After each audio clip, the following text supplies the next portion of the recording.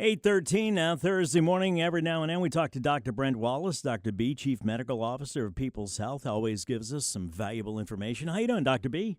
Hey, Tommy, I'm doing good. How about you? I'm okay. Hot, but, it's quiet for hurricane season, so I guess I'll take it. It is officially hurricane season, very, very early. So if you haven't started preparing, now is the time to do so. And Dr. B from People's Health is going to talk about hurricane kits and share some tips for protecting your health during a weather emergency. And I guess we got to start with the obvious question, which is, what is a hurricane kit?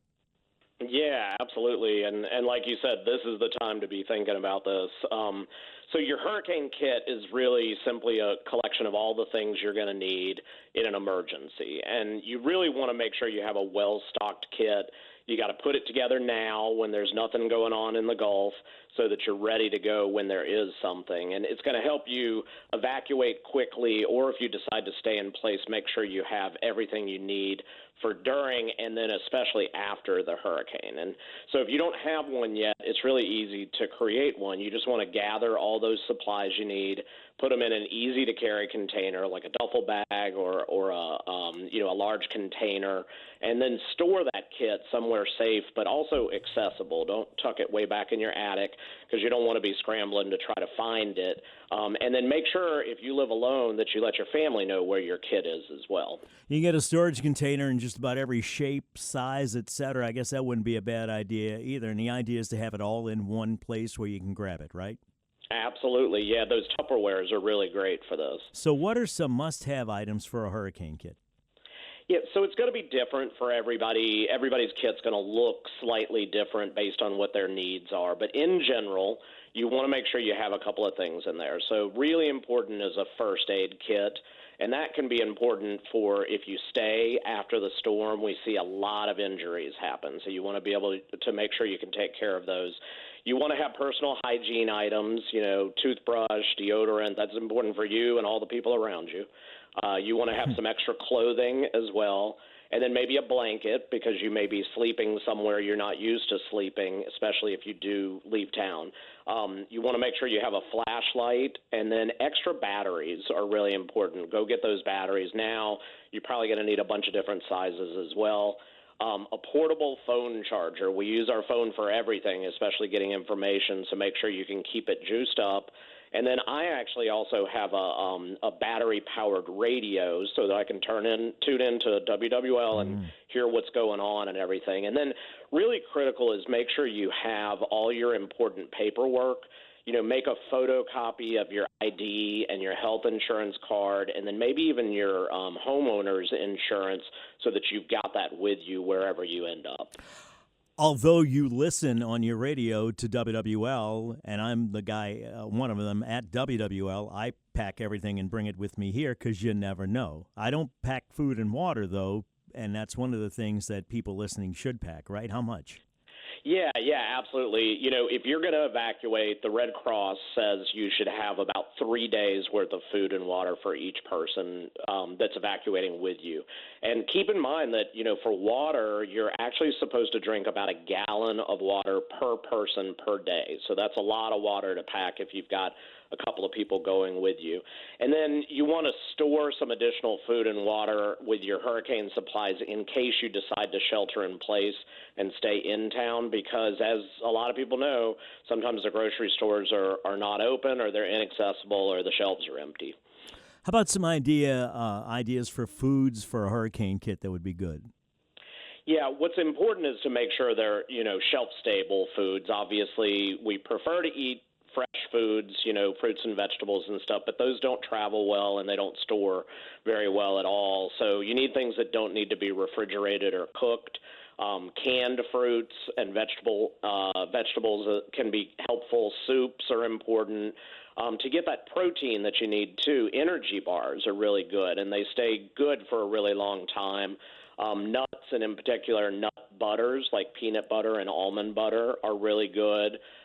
Beef or dried meats you can use. And then seafood, if you like seafood, canned tuna is really a major staple. And then people don't think about it, but sardines are a real good source of protein as well. I'm not a big fan of the sardines, but I hear what you're saying. Any port in a storm. What about some health items in a hurricane kit, Doc? Yeah, so maintaining your health during a storm is really critical because it's pretty stressful. You want to make sure you bring all your medications, and this is really important. Bring them in their original containers. A lot of people use pill boxes, but if you end up somewhere and you're trying to figure out what your medicines are, it's going to be hard to know the square pill versus a round pill. So try to bring those containers with you if you have them. And you want to make sure you keep taking your medications as they're prescribed in an emergency. That can be really important, like I said, because of the extra stress you're under. And then bring any other medical supplies you might have or that you might use, things like dentures and eyeglasses, hearing aids, and in particular mobility aids, things like walkers and canes. Those may be hard to replace if you can't get back into your home or if you have damage. So bring those along with you, too. Or expensive, right? Exactly. They definitely can be if you need to replace them. So a lot of these items can't stay packed away. How do you remember to grab them in an emergency? Yeah, you're not going to be able to fit it all in that box that you have. But what you can do that's real easy is just make a list of all the items that you need. You can check off the ones that are already in the box, but then you can say where they are located in your house, and then you can pull out that list and actually say, okay, I've got all these already. Now I need to go grab these, and this is where they are around my house, so you can be quick and ready to go if you need to. All about organization. We'll take a break. We come back, we'll talk about updating your hurricane kit. Dr. B is our guest, Dr. Brent Wallis, Chief Medical Officer of People's Health. Talking about hurricane season and making sure you have a hurricane kit prepared so in case something happens, you're good to go. 820 Traffic, WWL. It's 825, Tommy Tucker, WWL, back with our friend Dr. B, Dr. Brent Wallis, Chief Medical Officer of People's Health. This week we're talking about keeping a hurricane kit ready in case you're good to go in case you have to go. But also, Dr. B, in case you stay and decide to ride it out, we've spoken about that. How often should you update a hurricane kit? Yeah, you want to make sure that you update it at least once a year, and this is actually the time of year you want to do it, right before the potential hurricanes start coming, and make sure all those food and medications are not expired, and especially check your batteries or any electronics to make sure they're still functioning. And the other thing to keep in mind is that things change over the course of a full year, so you may need to update your kit because of a new diagnosis, for example, or a change in your medication routine, or even the change of the number of people that are in your household who may be staying with you. Is it different for people that have some more serious health concerns? Yeah, absolutely. If you have a chronic or a long-lasting health condition, you probably need to think about some extra planning. Make sure you talk to your doctor about that as well, because you want to take any steps you can to avoid interrupting your treatment plan. And so, an example would be, let's say you're on dialysis, and most people on kidney dialysis really need to have a plan to evacuate. You want to ask your doctor for your orders, your medical orders, and write down the names of any of your care team members and your phone and the phone number so you can get in touch with them if you need to. And like I said, evacuation for dialysis is important. You want to make sure you know where you're going to go, where you can access a dialysis center, and then call your health plan because they can help as well to let you know where you can get that care, and they can even try to arrange to make sure you're ready to be received when you get there. What about people with diabetes? What should they do? Yeah, we have so many people in town with diabetes, so this is a really important one. You want to make sure during a storm and after that you continue checking and managing your blood sugar. It's probably going to go up a little bit because of the extra stress.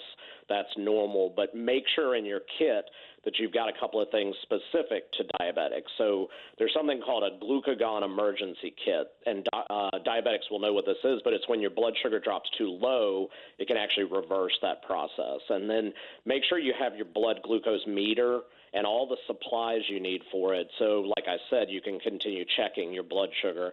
And then make sure you've got at least a 2-week supply of your insulin and all the supplies that you need for that as well. And then I tell people, make sure that you've got some foods that are actually high in sugar, like hard candies or regular sugar soft drinks, because you don't want your sugar getting too low as well. And you want to make sure you've got those on that list you created so you can add them to the kit right before you leave. A rare chance to eat something that tastes good. Exactly. What if you need to fill a prescription during an emergency? Yeah, so this can be a big issue. So when there's a severe weather warning issued, you want to make sure you reach out to your doctor, check your pills, and make sure that you've got at least 2 weeks worth of those maintenance medications. So any of those drugs that you're taking on a regular basis. And if you need a refill, ask for the refill. If it's too soon for the refill, that's usually not a problem, because often there's something issued in an emergency order that's called a special exception. And that's where your health plan will waive those coverage requirements during an emergency, and they'll allow you to get those prescriptions earlier than you would normally be able to get them. And if you did evacuate, they'll also let you go to any pharmacy to obtain them. So call your health plan about that. Yeah, and I guess the good thing about so many national pharmacies is it does go from city to city, right? They're all tied in the same network. It does, yeah. So if you are at one of those national ones, they usually can look up your prescriptions for you. But I always tell people, from after Katrina, again, bring your bottles if you can. Definitely. Because sometimes the pharmacist is scrambling trying to figure out what your pill is, and it can be difficult at times. Definitely bring the bottle. How about some final advice, Doc? Yeah, just don't start waiting. We all like to procrastinate, but these can come on pretty quickly. Some of these that form in the Gulf, too, you can only have a couple of days to prepare and everything. So you want to make sure you do all of this now so that you're not running around trying to put everything together last minute. You want to be able to evacuate or be prepared to stay with everything you need kind of calm and confidently. Some good information, Doc. Thank you. Every Category 5 storm that hit the United States was at most a tropical storm 3 days before. So that's why it's important that you get ready and stay ready. Thank you, sir. Thanks, Tommy. Have a good weekend. You bet. Dr. Brent Wallis, Chief Medical Officer of People's Health. You can always visit the People's Health Medicare Center. They're at 3017 Vets between Trader Joe's and I forgot what else the thing is there, but it's on North Causeway. You can't miss it. Beautiful facility. Appointments are recommended, but walk-ins are welcome. You can also visit the website, peopleshealth.com, or just call them at 1-800-978-9765. All right, get ready. When we come back, we're going to talk about chemtrails, which our legislator voted to outlaw, which is, I guess, different because they're not real. But we'll talk about that when we come back, as well as President Trump's Golden Dome. Right now, time for WWL First News.